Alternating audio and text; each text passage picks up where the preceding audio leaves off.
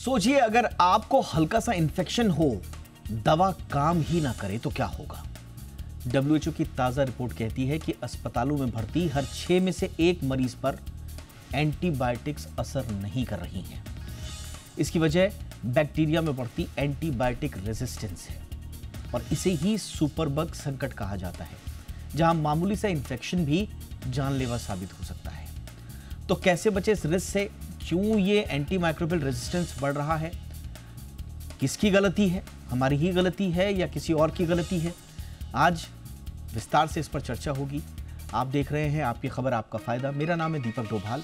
मैं लौट रहा हूं खास मेहमानों के साथ।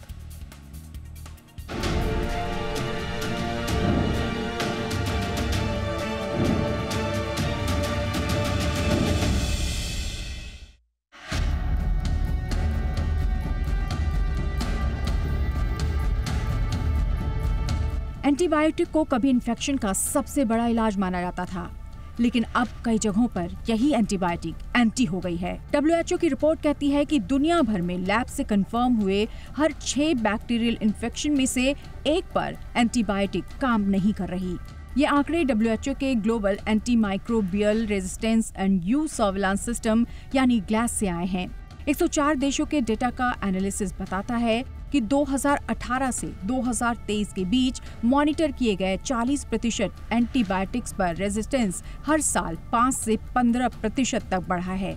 यानी इलाज की पहली लाइन अब फेल हो रही है और डॉक्टर्स को मजबूरी में महंगे और मुश्किल से मिलने वाले लास्ट रिजॉर्ट एंटीबायोटिक्स का सहारा लेना पड़ रहा है। ICMR के रिपोर्ट्स भी बार बार चेतावनी देती रही हैं कि 2023 से ICU में ई कोलाई इन्फेक्शन ने सेफोटैक्सिम, सेफ्टाजिडीम, सिप्रोफ्लॉक्सासिन और लेवोफ्लॉक्सासिन जैसी दवाओं पर बेहद खराब रिस्पांस दिखाया। ICMR के मुताबिक भारत, चीन और पाकिस्तान में एंटीबायोटिक का इस्तेमाल बहुत ज्यादा है, इसीलिए रेजिस्टेंस भी ज्यादा है। हालांकि ये डेटा ज्यादातर टर्शियरी हॉस्पिटल से आते हैं, जहां सबसे गंभीर मरीज जाते हैं। ये पूरे देश या कम्युनिटी की तस्वीर नहीं दिखाता। WHO की रिपोर्ट में ये भी सामने आया कि साउथ ईस्ट एशिया और ईस्टर्न मेडिटेरेनियन रीजन में रेजिस्टेंस रेट 33% तक है, जबकि यूरोप में ये सिर्फ 10% है। जहां हेल्थ सिस्टम कमजोर है, वहां ये समस्या और ज्यादा है। ब्लड स्ट्रीम इन्फेक्शन में सबसे ज्यादा पाए गए बैक्टीरिया हैं ई कोलाई और निमोनिया। ये इन्फेक्शन सेप्सिस, ऑर्गन फेल्योर और मौत का कारण तक बन सकते हैं। लेकिन अब 40% से ज्यादा ई कोलाई और 55% से ज्यादा निमोनिया तीसरी पीढ़ी के सेफालोस्पोरेंस पर रेजिस्टेंस हो चुके हैं। अफ्रीका में ये रेजिस्टेंस 70% से भी ज्यादा है। WHO का कहना है कि एंटीबायोटिक रेजिस्टेंस बढ़ता गया तो इलाज के ऑप्शंस खत्म हो जाएंगे और लाखों जानें खतरे में पड़ जाएंगी, खासकर उन देशों में जहां इन्फेक्शन प्रिवेंशन और कंट्रोल कमजोर है और सही इलाज तक पहुंच मुश्किल है। एंटीमाइक्रोबियल रेजिस्टेंस यानी AMR दुनिया के टॉप 10 हेल्थ थ्रेट्स में शामिल है।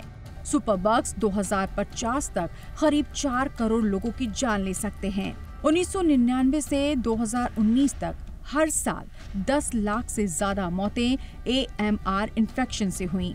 सिर्फ भारत में 2019 में 3 लाख से ज्यादा मौतें AMR इन्फेक्शन से हुई। सबसे आम drug resistance bacteria E coli, Klebsiella pneumoniae, Acinetobacter baumannii, Pseudomonas aeruginosa, Staphylococcus aureus है। तो साफ है, एंटीबायोटिक का गलत और ज्यादा इस्तेमाल हमें एक ऐसे दौर में ले जा रहा है जहां आम इन्फेक्शन का इलाज मुश्किल हो जाएगा। WHO और ICMR दोनों कह रहे हैं कि अब वक्त है सावधान होने का, वरना ये सुपरबग्स हमारी सेहत के लिए सुपर खतरा बन जाएंगे।